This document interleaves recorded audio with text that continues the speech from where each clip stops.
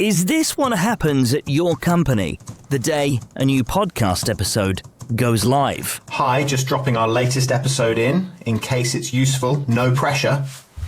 2 hours later. Hi there, just following up on my previous email to you. Had a chance to listen yet? Stop messaging me, peers. We're a double glazing firm, not an authorised Microsoft retailer. If you've been with this podcast for a few episodes, then look how far you've come. You've got a winning sentence, you've got your next 4 episodes mapped out. Now, all that's left to do is to make sure that they get in the ears of the right people. Here's the thing, your podcast's most valuable listen this year will not come from the RSS feed. No. I mean, technically it will. They'll be listening to it through the RSS feed, but not finding it publicly like most people probably do. Here's what it will be.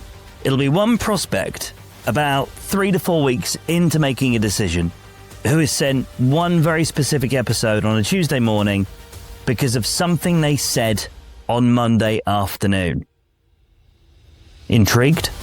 Let's talk about who this person is. This person probably doesn't follow your show in any podcast app. They are not watching your YouTube channel. They probably haven't even looked at any of your social media channels, and they haven't seen any of your short form stuff on TikTok or in Instagram Reels. So who are they? They're the person whose single listen will be more valuable to your brand than 1,000 downloads. You may recall back in episode 44, a couple of weeks ago, I mentioned briefly the secret sauce. This is the episode in which I'm explaining it to you. Welcome to B2B Podcasting Insights. I'm Neal Veglio, the founder of Podknows Podcasting, a full-service podcast marketing agency helping people like you get better results from their branded podcasts. Let's talk about the fundamental structural problem that exists with your podcast. It sits between 2 very different teams. On the one hand, you've got sales. Hello there. On the other hand, you've got marketing. Hi. And either of those teams thinks that the podcast is the responsibility of the other. What usually happens is the marketing team measure the vanity metrics like the downloads and, what kind of signals they're getting from the podcast's reception. Meanwhile, sales has never even listened to the podcast. Why would they? They are waiting for the phone to ring and the email inbox to ping. It's marketing's job to worry about the podcast. It's not our job in sales. All we need to do is get money in.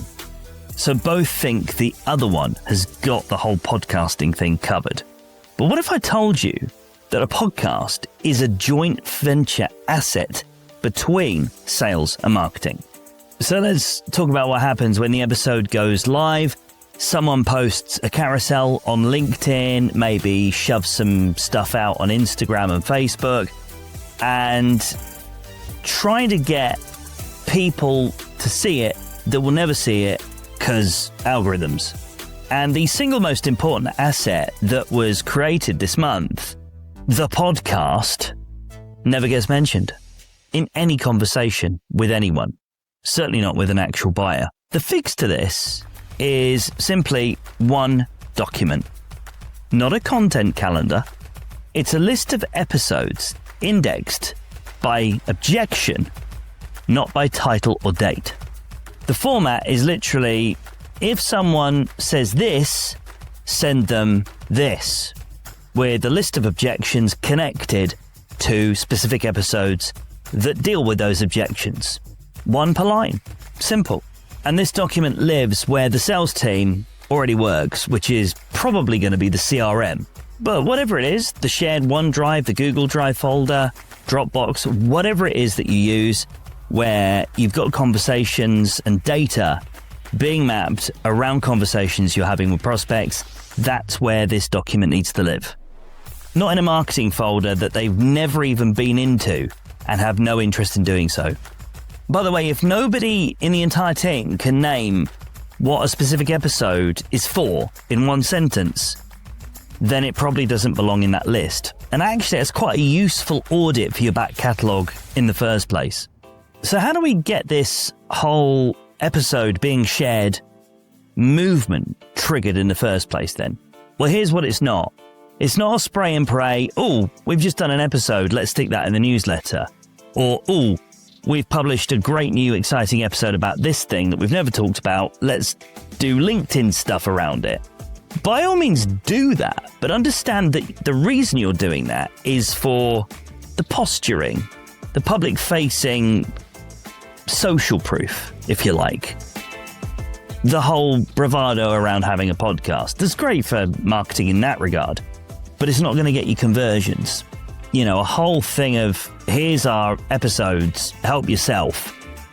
That's a buffet nobody's hungry for. The right way of doing this is one episode, one objection, in one moment, at one time.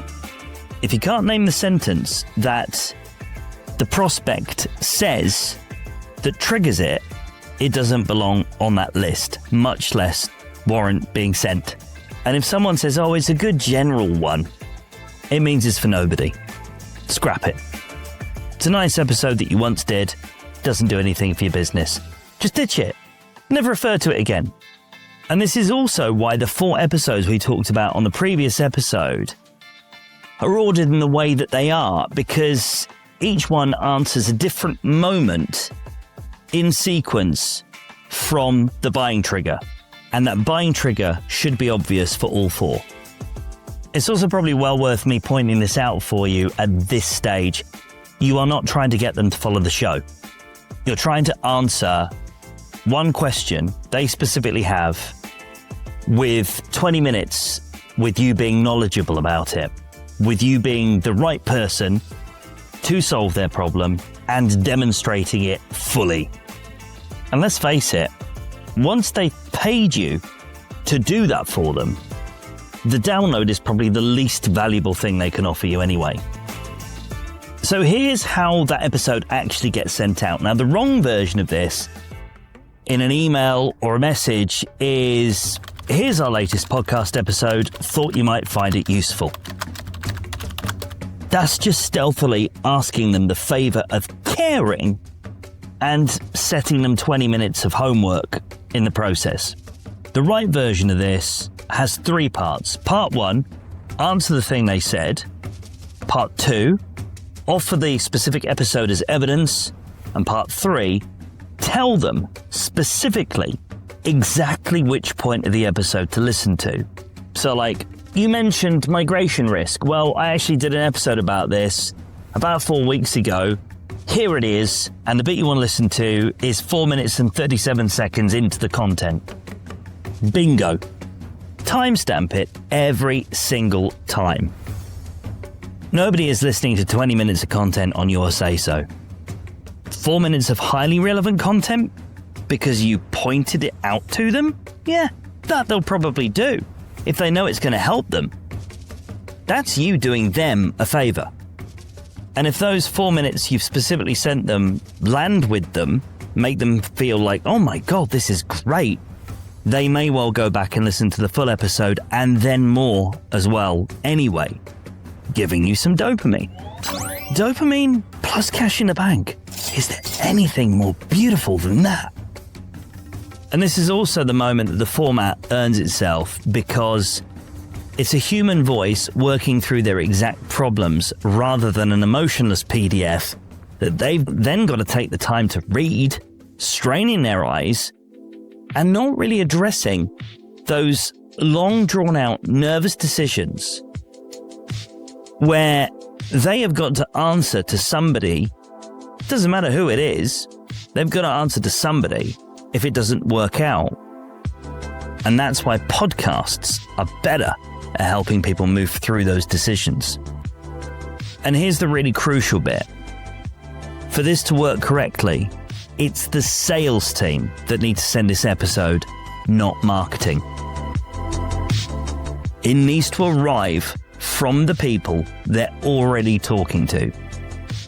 By the way, when they reply, and they will reply, because it's the least salesy thing in their inbox that week, what you're going to do is file that reply as content for next week's episode. So therefore the loop continues. The sales conversations produce the episodes go back into the sales conversations, and the ones that produce replies tell you which arguments are actually landing with your prospects and boosting your sales conversations, and which ones are causing objections, which in turn become content that add to your sales conversations. Do you see how this works? It's a win-win. And that's really and truly the only measurement that matters for a B2B branded podcast.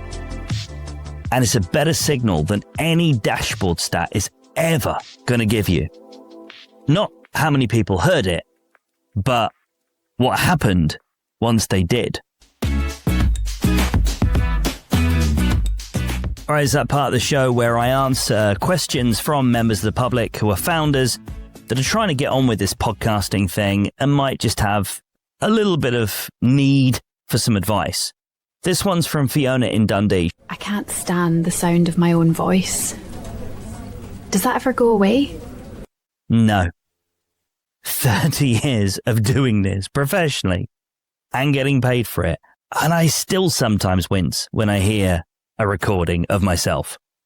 There's an actual scientific reason for this, because you hear your own voice through your skull as well as your ears. So the recorded version genuinely sounds different from what you hear at the time you're speaking. Everyone else has only ever heard the recorded one. They haven't heard what it sounds like at the time that you're saying words like I'm doing now. And they think that's just your voice, because it is. So it's you that's the weak chain in this. You need to let it go. And I know that's not easy, but you have to train yourself to just get used to it. It is your voice. And let's be honest about this.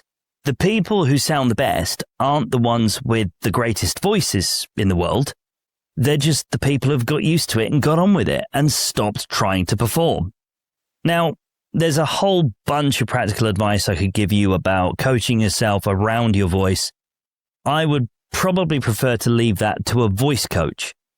But what I can tell you from the benefit of my experience in being coached by voice coaches, because I used to sound like this very early on in my radio career, what I can tell you is you can take measures to improve your voice. Breathing is a great one. And just intentionally slowing down and smiling also can have an effect on how your voice sounds. But the bottom line, Fiona, don't worry about it so much. It's all in your head, literally. I hope that helps. And if you also have a question that you want to send in for Founder FAQs, you can either email me, neal@podknows.co.uk, that's neal@podknows.co.uk, or you can leave a voicemail, podknows.co.uk/voicemail. Okay, this episode's quick tip.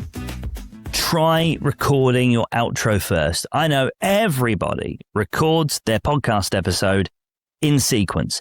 The problem with that, if you're not a seasoned pro at recording your podcast content, it can very easily feel like the energy is just starting to wane towards the end of the episode, especially if you've had a guest. There's been a lot of energy transference going on there, a lot of projection maybe. There's a dynamic that can be quite exhausting, especially if you've got an introvert dealing with an extrovert or an extrovert dealing with an introvert. It can all shape the energy fields within your body. And frankly, sometimes by minute 16, you can feel completely exhausted, especially if you've been doing it for 45 minutes. Oof, boy, that outro can really suffer. So the point of this exercise is if you record the outro first, make sure you got your call to action in there, make sure that you've got your begging, all that stuff, all recorded, high energy, then it doesn't matter how much energy shift there is during the recording of the main content, it's still going to sustain to the end. So yeah, if you've got a guest coming in before they get in the room with you, sit down, record your outro first. Maybe also record your intro first, because you also need high energy for that. And then worry about the main content afterwards, because let's be honest, you're having a conversation, energy is going to go up and down, and it's less crucial to make sure that you're firing on all cylinders for that bit. The thing is, it takes no extra time to record it in that order, and it fixes the problem a lot of podcasts have. So I hope you found this episode useful. In a nutshell, if you've just worked out that nobody in your building, in your company, that sells what you do for a living has ever listened to a single episode of your podcast, much less sent it to somebody else to, then maybe you got a clue as to why your podcast feels like it's not working. By the way, I do offer a service to help people with figuring this sort of stuff out. It's a Podknows diagnostic. You can go get it now. Book in podknows.co.uk/diagnostic. That's podknows.co.uk/diagnostic. If you genuinely found this useful and you know somebody else that's running a branded B2B podcast, make sure you share the episode with them. It's always really appreciated. And leave us a review if you haven't yet in Apple Podcasts or Spotify. And smash the button and stuff in YouTube. Everything helps. Thanks so much, and catch you on the next episode of B2B Podcasting Insights. In the meantime, best of luck and wishing you continued success with your B2B podcast.